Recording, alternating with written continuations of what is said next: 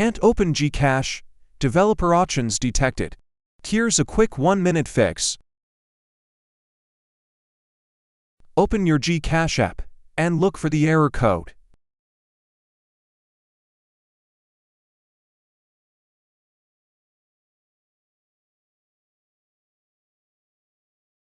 Now go to Settings. Search for Developer Options and tap to open. Then, turn off Developer Mode.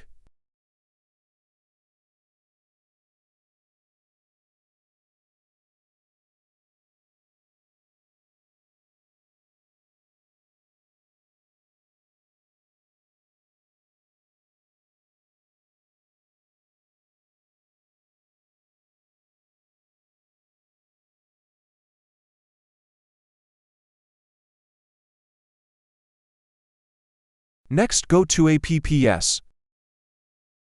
Find GCash, open it, and find Storage.